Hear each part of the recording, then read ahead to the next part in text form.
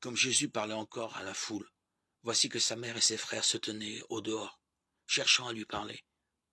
Quelqu'un lui dit, « Ta mère et tes frères sont là, dehors, qui cherchent à te parler. » Jésus répondit à cet homme, « Qui est ma mère et qui sont mes frères ?» Puis tendant la main vers ses disciples, il dit, « Voici ma mère et mes frères. Celui qui fait la volonté de mon Père qui est aux cieux, celui-là est pour moi un frère, une sœur et une mère. » Matthieu 12, 46-50.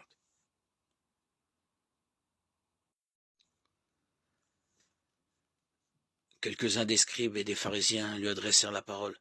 « Maître, nous voudrions voir un signe venant de toi. » Il leur répondit, « Cette génération mauvaise et adultère réclame un signe, mais en fait de signe, il ne lui sera donné que celui du prophète Jonas. Car Jonas est resté dans le ventre du monstre marin 3 jours et 3 nuits. De même, le Fils de l'homme restera au cœur de la terre 3 jours et 3 nuits. Lors du jugement, les habitants de Ninive se lèveront en même temps que cette génération, et ils la condamneront. En effet, ils se sont convertis en réponse à la proclamation faite par Jonas. Et il y a ici bien plus que Jonas.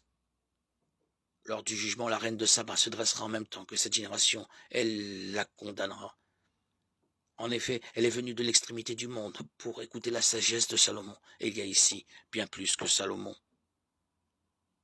Quand l'esprit mauvais est sorti d'un homme, il parcourt les terres desséchées en cherchant un lieu de repos, et il n'en trouve pas. Alors il se dit, je vais retourner dans ma maison d'où je suis sorti. En arrivant, il la trouve disponible, balayée et bien rangée.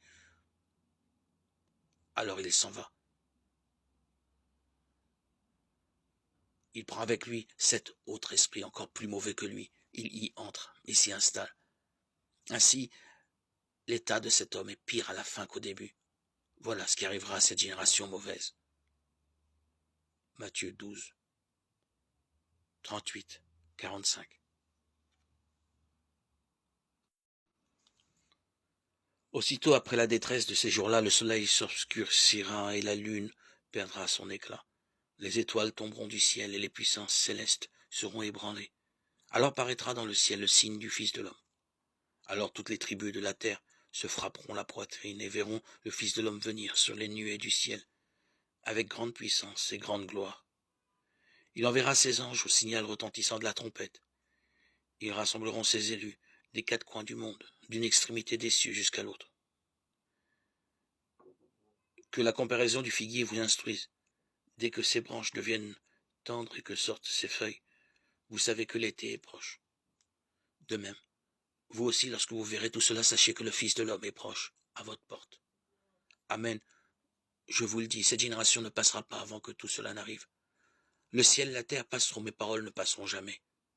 Quant à ce jour-là, à cette heure-là, nul ne les connaît, pas même les anges des cieux, pas même le Fils, mais le Père seul. Matthieu 24, 29, 36. 6 jours après, Jésus prend avec lui Pierre, Jacques et Jean, son frère, et il les emmène à l'écart, sur une haute montagne. Il fut transfiguré devant eux, son visage devint brillant comme le soleil, et ses vêtements blancs comme la lumière.